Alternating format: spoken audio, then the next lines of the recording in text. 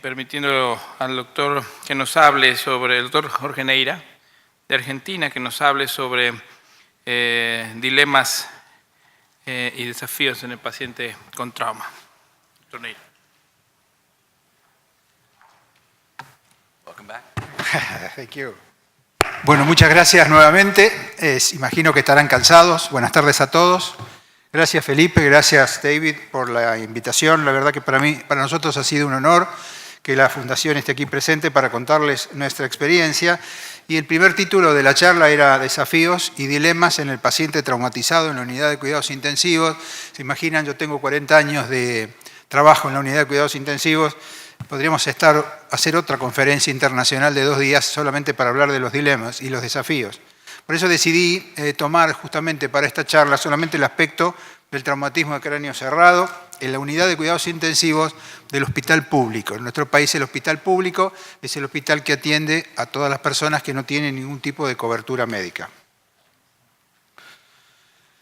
Ustedes saben que se han publicado, por lo menos en los últimos 2 meses, una cantidad cada vez más grande de recomendaciones, de estándares de tensión, como por ejemplo el tema de la hipotermia, de las evoluciones funcionales y a largo plazo, de la relación del score motor de Glasgow solamente comparado con todo el score de Glasgow para la evaluación del riesgo en pacientes con lesión traumática, del monitoreo de la presión intracraniana, y sobre todo los análisis relacionados con la proporción en la utilización, por ejemplo, de progesterona, lo que comentó hoy Sandro Rizzoli sobre el tema de si hay que tratar o no a los pacientes con esa descarga adrenérgica tan importante, si es necesario utilizar monitoreo multimodal continuo en los pacientes con lesiones cerebrales, si es necesario, digamos, interferir con medicamentos específicos en el tema de la hipertensión endocraniana y este último trabajo que es un trial que se hizo de monitoreo de presión intracraniana con algunas características particulares que fue presentado en 2013 por Randy Chestnut. Este trabajo fue el primero que comparó pacientes con traumatismo de cráneo y su evolución seguida con monitoreo intracraniano versus utilización de tomografía computada, porque se hizo justamente en países con limitaciones en cuanto a la posibilidad de utilizar en forma sistemática la presión intracraniana, entre los cuales estaban Bolivia, Ecuador y algunos otros países de Latinoamérica. De hecho, este trabajo, que fue dirigido por Randall Chestnut, tiene varios representantes argentinos, bolivianos, ecuatorianos y de otros países de América. Este trabajo mostró, digamos, que si se comparaba los pacientes, la evolución de los pacientes con monitoreo de la PIC versus la tomografía con la evaluación clínica, la mortalidad a los 6 meses fue la misma, 39 versus 41%.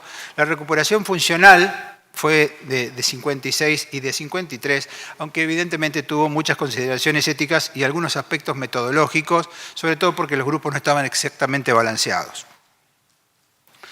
Por eso es que con esta base de datos que nosotros tenemos y que en un momento le voy a volver a mostrar, decidimos revisar nuestra información sobre neurotrauma en una red de hospitales públicos en la Argentina, investigar la presencia de traumatismo cráneo severo en el registro de trauma, el ingreso a la UCI y 2 elementos importantes como son el monitoreo de la PIC y el análisis de los resultados con la mortalidad y el Glasgow Outcome Scale al egreso, y algunas propuestas futuras en base justamente al análisis de los resultados.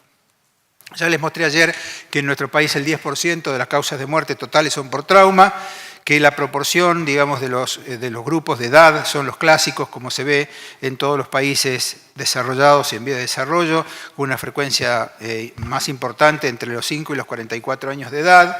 Y esta es comparada, digamos, con la evolución, con la mortalidad de los pacientes con lesiones cardio y cerebrovasculares que están en rojo, o las enfermedades oncológicas, o sea, los cánceres que están en azul, y ustedes ven claramente que los promedios de edad son muchísimo más bajos en nuestra población de pacientes traumatizados. Ya les mostré ayer el registro es un registro que está en la web, que tiene una metodología de trabajo y un equipo entrenado, no solamente en el lugar, sino en cada uno de los hospitales, que tiene las codificaciones ya discutidas ayer. Un dato interesante es que cuando nosotros empezamos con este registro hace 6 años y medio, y sobre todo porque era la primera vez que se sistematizaba la evaluación de la severidad lesional, comenzamos con el ICE 85. La ICE 85 tiene más de 30 años, y era muy fácil porque era una tabla que tenía como 2 entradas y era muy fácil de hacer y muy fácil de identificar. Por supuesto que a medida que avanzamos con el registro, fuimos avanzando y ahora tenemos la versión 2005 con la actualización del 2008 como tiene el NTDB. Y utilizamos la metodología TRIS tanto con el ISS como con el NIS y algunos otros scores como el Bartel y el GOS para la evaluación de los pacientes. Por supuesto que todos estos pacientes cuando ingresan a la base de datos están encriptados, así que en realidad nosotros no sabemos qué tipo de paciente, cómo se llama el paciente, sino simplemente sabemos qué es lo que tiene cada caso en particular. Esta es la secuencia. Permítanme agregarles algo que omití ayer. Aquí tienen en azul, los 2 globitos en azul, son los 2 sistemas prehospitalarios que nosotros tenemos tenemos el registro, un registro también informatizado, que tiene una característica particular porque está georreferenciado. Y entonces esta georreferenciación nos permite saber, digamos, una cantidad de información como cuánto tardó la ambulancia, a qué hospital fue derivado, qué tipo de traumatismo tenía, cuál es la hora del día, cuál fue el mecanismo lesional. Y es una información interesante para contar, sobre todo teniendo en cuenta lo que decía Andrés hace un rato sobre la necesidad de la normatización prehospitalaria de los pacientes traumatizados. En total, digamos, en los hospitales tenemos otros 20.000 pacientes. Recién acabo de revisar la base y ya tenemos 22.200. Así es como se fueron acumulando en el gráfico de arriba y a la izquierda en forma progresiva desde el año 2010 hasta la actualidad. Por eso ustedes van a ver que el punto negro del 2016 está más bajo porque lo cerramos en abril de este año para hacer esta presentación. El predominio del sexo masculino sobre el sexo femenino. Y abajo es interesante porque ustedes ven la prevalencia por la edad. Y lo que es interesante, si ustedes ven la línea de puntos negra, que cuando llega a 45, 54 se empina y sube. Esto nos llamó mucho la atención porque hace muchos años, antes de que existiera el National Trauma Data Bank, existía el Major Trauma Outcome Study que había desarrollado Howard Champion, el punto de corte de los pacientes en cuanto a la severidad por la edad fue de 54 años. Y llama la atención que 30 años después, en una base de datos, en un país diferente, tenga el mismo punto de corte de la mortalidad, que son 54 años. ¿Cuál es la frecuencia de los pacientes con traumatismo de cráneo? En el gráfico de arriba ustedes ven en azul oscuro la gravedad de los pacientes de acuerdo al ICE, desde el 1 hasta el 6, para ver que el 31% de estos pacientes tuvo traumatismo de cráneo y de los que tuvo traumatismo de cráneo, como se observa abajo, el 31% tuvo traumatismo de cráneo grave. De los 19.082 hechos analizados, 34.282 tuvieron lesiones. De esas 34.000 lesiones, 31% fueron en la cabeza. Entonces, exploramos la base de datos del registro buscando los ICE 3 o más en la región cefálica, con o sin lesiones en otras regiones que tuvieran un ICE 2 o más, con o sin alteración en el nivel de conciencia, esto con Glasgow mayor o menor o igual a 8, y pacientes mayores de 15 años porque descartamos la población pediátrica para este estudio. El total fueron 1.629 pacientes con traumatismo de cráneo que tuvieron 3.249 lesiones, es decir, aproximadamente 2 lesiones por cada paciente de promedio, y el TEC aislado fue el 59%, es decir, el 60% de los pacientes tuvo TEC aislado. Cuando uno analiza la mortalidad entre el TEC aislado o el TEC con lesiones asociadas, la mortalidad en el TEC aislado fue de 22.9% y con lesiones asociadas 26%, lo cual no resultó significativa. Cuando nosotros vemos el número de lesiones, esto no es la severidad sino el número de lesiones, por supuesto que la mortalidad está asociada a mayor número de lesiones. Arriba en el gráfico se ve que con una lesión la mortalidad es del 14% y con lesiones de 5 o 6 la mortalidad es más del 50%, como se observa claramente en el gráfico de abajo. En pacientes con traumatismo de cráneo severo, con Glasgow menor o igual a 8, también las lesiones en la región cefálica fueron los que más se asociaron con el Glasgow menor o igual a 8 en proporciones superiores al 60%. Cuando uno analiza el traumatismo de cráneo asociado, traumatismo de cráneo con lesiones, ICE 2, lo que vemos acá es que también depende de la mortalidad de la cantidad de lesiones asociadas, pero ya no con la misma característica que cuando vemos en el traumatismo de cráneo puro, donde se observa una relación más directa, y esto es algo más horizontal hasta que finalmente se hace más importante a partir de esas lesiones. En resumen, el grupo tenía 85% del género masculino, la edad era de 38 en las mujeres y 28 en los varones, con un promedio de 29. La mortalidad, como vimos, era de 24% y tampoco hubo diferencias significativas entre las mujeres y los varones. La edad de los sobrevivientes fue de 28 y la de no sobrevivientes 31. La estadía hospitalaria en los sobrevivientes fue de 6 días y la hospitalaria en los no sobrevivientes tuvo una mediana de 1 día, hecho que vamos a destacar porque una gran cantidad de los pacientes con lesiones muy graves fallecieron en las primeras horas. ¿Cuál fue el mecanismo lesional más común? Cuando uno habla de traumatismo de cráneo aislado, lógicamente el mecanismo de agresión, el mecanismo más frecuente, digamos, es la agresión interpersonal. En cambio, los pacientes que tuvieron traumatismo de cráneo asociado a otras lesiones, la causa más frecuente, como mostramos ayer, son las colisiones de moto, las colisiones de motocicleta. Y esto básicamente se debe a que fue baja la utilización de casco. Nosotros estamos trabajando mucho en el tema del casco, pero todavía el casco, si bien es obligatorio en buena parte del país, no es mandatorio en el sentido de la utilización, y cada uno, si quiere, lo utiliza hasta que tiene un problema con la policía y se lo tiene que poner de prepo. Pero en realidad, como ustedes ven aquí abajo, en el gráfico de abajo, los motociclistas fueron la causa más común de lesiones en los pacientes con traumatismo de cráneo combinado y la agresión en el traumatismo de cráneo puro. Si uno analiza los pacientes que ingresaron en unidad de cuidados intensivos, bueno, el 39% en pacientes con TEC aislado, el 52% en pacientes con lesiones asociadas, casi igual, digamos, entre los sobrevivientes y no sobrevivientes, 40 y 57%, pero claramente los pacientes que ingresaron en unidad de cuidados intensivos, como se observa abajo, tenían más mecanismo lesional, más severidad lesional, el ISS de 13 o 16 o el NIS de 17 y 25, claramente significativos. El RTS, o sea, la variable fisiológica, fue más baja. La tensión arterial no lo fue. Y el Glasgow sí, claramente más bajo, porque fue de 14 para los pacientes que tenían que no habían ingresado a la UCI versus 7 en los que sí ingresaron a la UCI. Esto es interesante, el tema de la tensión arterial como un marcador fisiológico no presente, porque lo vamos a ver relacionado, digamos, con la evolución de los pacientes. Aquí tenemos el porcentaje de monitoreo en los pacientes, del total de pacientes, de los 1.600 pacientes, el 28% tuvo monitoreo de la PIC. Los días del monitoreo fueron de 4, con una variable entre 2 y 7, y ustedes ven que en realidad entre el puntaje de 3 al puntaje de 15 hay variabilidad, concentrando la mayor cantidad de monitoreo de PIC en los Glasgow de 8, 7 y 6. Esto tiene que ver con que los pacientes muy graves no alcanzaron a tener monitoreo de PIC y los pacientes menos graves tuvieron monitoreo de PIC cuando cambiaron el score de Glasgow, lo que se llama el neurodeterioro, el neuroworsening, que justificaba la utilización de monitoreo de presión intracraneana. Aquí se ve en el gráfico, como ustedes ven, abajo el score de Glasgow de 3 a 15 y desde 10 en adelante un porcentaje aproximadamente de la mitad tuvo monitoreo de la PIC en ambos grupos. Ahora, lo que es interesante, esto es en la escala de la izquierda, donde dice hospital con números.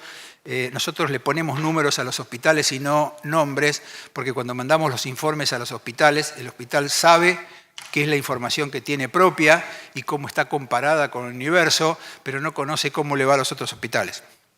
Y entonces los hospitales tienen número y ustedes van a ver que hay una variabilidad importante en la utilización del monitoreo de presión intracraneana que va desde el 81% al 0%.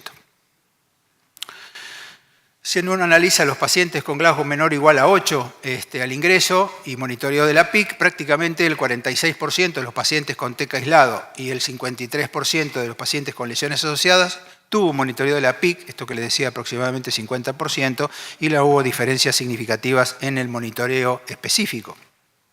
Ahora, cuando nosotros analizamos todos los pacientes con TEC, los pacientes que tuvieron, digamos, un ISS mayor de 16, tuvieron una mortalidad significativamente mayor que las que tuvieron menos de ISS-16. Esto significa que cuanto más grave estaba el paciente, más mortalidad tuvo ese grupo, específicamente en paciente que sería considerado, como dijimos ayer, de trauma mayor. En los pacientes que tenían un Glasgow al ingreso menor o igual a 8, los pacientes con monitoreo tuvieron una mortalidad sensiblemente más baja que los pacientes que no tuvieron monitoreo. 47 en el caso de TEC aislado versus 70 en los pacientes sin monitoreo, y en lesiones asociadas en traumatismo de cráneo combinado de 35% versus 60%. Como les decía, el tema más importante fue que un porcentaje importante falleció en las primeras 24 horas. Esto es prácticamente el 90% debido al compromiso inicial. Y en estos casos hubo decisión clínica de no monitorear, con lo cual la propensión al monitoreo estaba vinculada específicamente con la severidad lesional y la propia inestabilidad muchas veces lo hizo imposible en el paciente. Si uno analiza la cantidad de tomografías en ambos grupos, la cantidad de tomografías en los pacientes monitoreados fue el doble que los pacientes no monitoreados. Este es un trabajo de Eileen Bulger de hace muchos años, del grupo de Harborview Medical Center, donde se observa que el tratamiento agresivo tiene mejor pronóstico que el tratamiento no agresivo. Y este tratamiento agresivo, como ayer lo comentaba Andrés Rubiano, también tiene que ver con la cranectomía descompresiva. Entonces, el próximo punto fue ver cuántos pacientes habían tenido cranectomía descompresiva, y hay una clara relación entre la cantidad de pacientes con cranectomía descompresiva y el monitoreo de la PIC. Si uno analiza los pacientes que tuvieron tanto con Glasgow mayor de 8 o con Glasgow menor o igual a 8, con monitoreo de la PIC era claramente vinculada a la cranectomía. En los pacientes que tenían Glasgow menor o igual a 8, la cranectomía descompresiva tuvo más mortalidad en los pacientes, tanto en el grupo de monitoreados como en el grupo de no monitoreados. Y esto probablemente tenga que revisarse, digamos, en grandes grupos, porque nos parece que quizás esta mayor mortalidad de los pacientes con cranectomía estaba vinculada a que eran pacientes más severos, que tenían mayor necesidad de presión intracraneana y mayor necesidad de cranectomía descompresiva. Y esto mismo puede ser explicado para el Glasgow Outcome Scale al egreso, donde se observa que también los grupos de bajo resultado, como los 1, 2 y 3, eran mayores en los pacientes con cranectomía descompresiva que los que no la tenían. Lo mismo se daba en el grupo de pacientes con Glasgow menor o igual a 8 al egreso. Bueno, estas son la cantidad de publicaciones actuales que hay sobre la discusión sobre la utilidad de la cranectomía descompresiva. Hablábamos con Andrés Rubianes ahora que la Brain Trauma Foundation está resolviendo justamente este tema para incorporar en las nuevas guías, así que estamos esperando ansiosamente las nuevas guías, pero nosotros siempre en Latinoamérica lo que queremos es compararnos con nuestra realidad, con la realidad de ustedes o la realidad de países desarrollados. ¿Cuál es nuestro objetivo? Nuestro objetivo es juntar, digamos, un grupo de trabajo latinoamericano con esta metodología que nos permite, digamos, compararse en benchmarking con las grandes bases de datos, como puede ser el NTDB o como puede ser el registro de trauma alemán, porque es lo que a nosotros nos va a permitir saber qué es lo que nos pasa con nuestros recursos comparado con los recursos que tienen los países desarrollados. Bueno, la mortalidad, en cuanto a las causas de mortalidad, ustedes ven que tanto en el TEC aislado como en el TEC asociado, el impacto de la lesión cerebral tuvo mucho que ver con la mortalidad de estos pacientes, sobre todo porque cuando uno revisa la exsanguinación como causa de muerte, ustedes ven que la proporción es muy baja. Nosotros tenemos dudas de esto y estamos revisando la base y estamos revisando algunas historias para ver si el dato, porque hay un 26% de indeterminados que nosotros nos gustaría saber para ver exactamente cómo se despliega, digamos, las causas de mortalidad más adecuadamente. Así que esto es un trabajo para hacer en base justamente al dato del registro. Esto nos permitió sacar, digamos, un modelo de regresión logística para la mortalidad y para nosotros, digamos, con los datos que tenemos, si uno tomara el score de abajo, 1.998 más 0.051 por el NIS, menos 0.901 por el RTS, más 0.031 por la edad, nosotros tendríamos ahí una forma, digamos, de tener un pronóstico y un riesgo de mortalidad asociado a estos pacientes. Y esta curva de regresión es bastante adecuada, como ustedes ven, sin ser totalmente asintótica, es bastante adecuada en cuanto a en cuanto a la curva. Y lo último que quiero comentarles es que justamente los pacientes que tenían más gravedad, por ejemplo, los que tenían un NIS mayor o igual a 16, tenían una relación observada esperada en cuanto a la mortalidad ajustada por riesgo de 0,76. Esto significa que hay un 20% de mortalidad mayor en el grupo, en nuestro grupo, cuando se compara con el National Trauma Data Bank, y para nosotros esta menor sobrevida ajustada se concentra en el grupo de la mayor severidad lesional.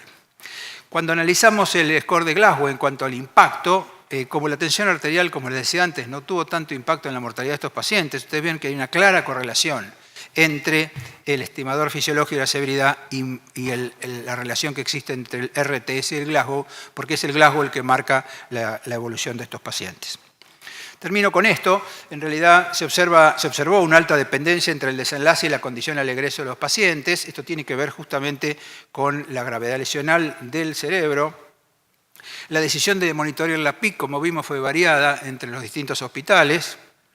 El Glasgow justificó casi el 100% de la varianza asociada al RTS, o sea que el impacto más importante del RTS estuvo vinculado al score de Glasgow, y los pacientes con traumatismo de cráneo aislado tuvieron mayor mortalidad justamente porque la prevalencia de lesiones más severas en el cráneo se daba justamente en estos grupos, y esa mortalidad fue de 45% versus 35%.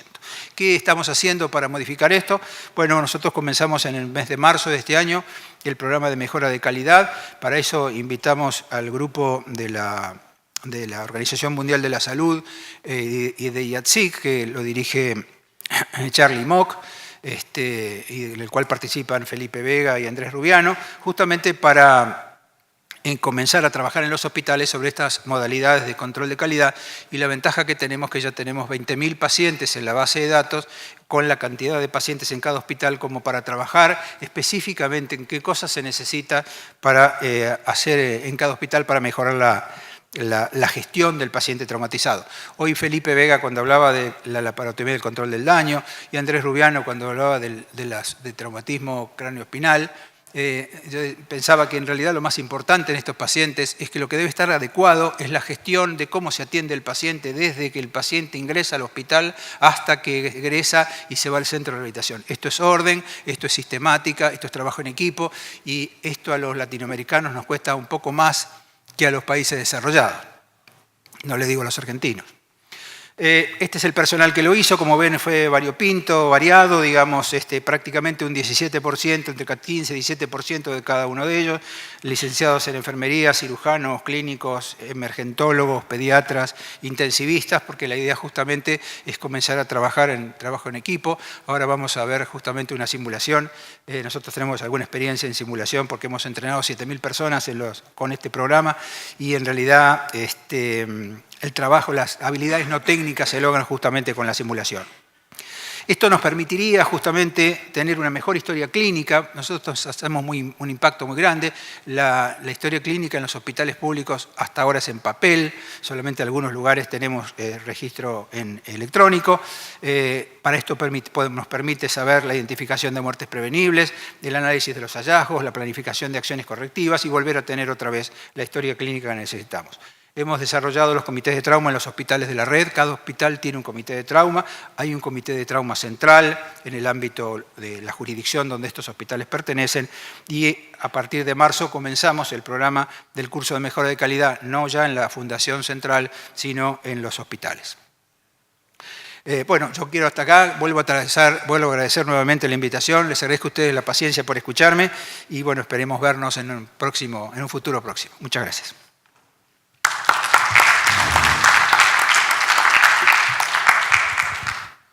Excellent. Thank you, sir. Any questions? Excelente. ¿Preguntas? Hablando de traumas severos en la cabeza, ¿hay alguna recomendación con respecto a los medicamentos a utilizar durante el uso del AIS, durante el AIS? ¿Qué medicamento recomienda? Depende de cada hospital tiene su propia sistemática y se utiliza lo que el hospital sabe manejar mejor y qué es lo que tiene en disponibilidad. Todavía estamos recién ahora trabajando en la creación en la Argentina de una Agencia Nacional de Calidad donde empiece a incluir normativas específicas, pero por ahora dejamos que cada hospital decida su sistemática de intubación de acuerdo con lo que tengan disponibilidad y con lo que más se sienta cómodo en trabajar. Excellent. Excelente.